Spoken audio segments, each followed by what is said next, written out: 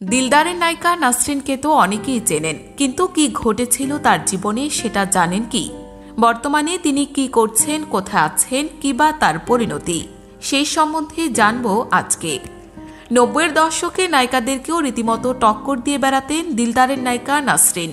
কখনো তাকে দেখা গিয়েছে খোলা পোশাকে গানের দৃশ্যে উষ্ণতা ছড়াতে, কখনো আবার তিনি আবেগী চরিত্রে অভিনয় করে দর্শকদের চোখের কোণে জল এনে দিয়েছেন। সে সময় দিলদারের নায়িকা হিসেবে তাকে পরিচয় করিয়ে দিয়ে মাইকে সিনেমার প্রচার পর্যন্ত চালানো হতো। অথচ সেই নাসরিন আজ কোথায়, কিভাবে বা আছেন, কেমন দিন পার করছেন তিনি?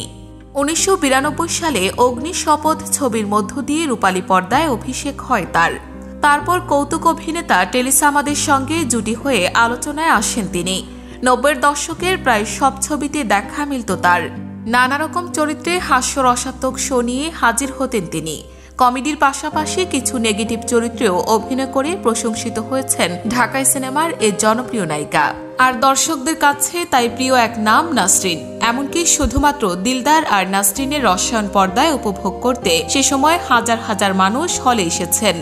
এক সাক্ষাৎকারে তিনি জানিয়েছিলেন, কাছের মানুষদের কাছ থেকে বারবার তিনি ছলনার শিকার হয়েছেন, তাই তিনি নায়িকা হতে পারেননি। অনেক বড় নায়কও তার সাথে কপটতা করেছেন। তিনি বলেছেন, আজকালকার মেয়েদের মতো অতটা বুদ্ধিমান ছিলাম না, নিজের প্রতি যত্নশীল ছিলাম না, অনেক সুযোগ হেলায় হারিয়েছি।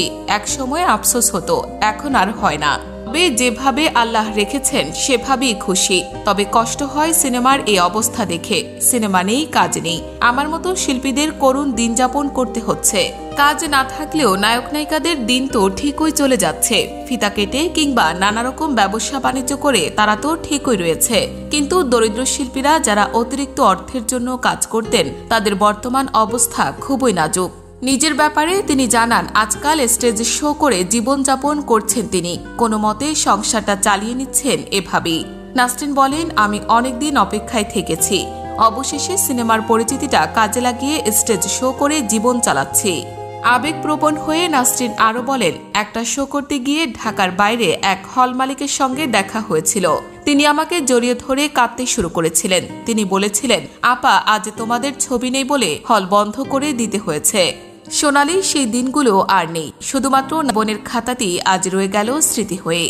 এখন কেবল সন্তানদের মানুষ করতে চান তিনি, নিজের স্বপ্নগুলো তাদের মধ্য দিয়ে পূরণ করতে চান তিনি।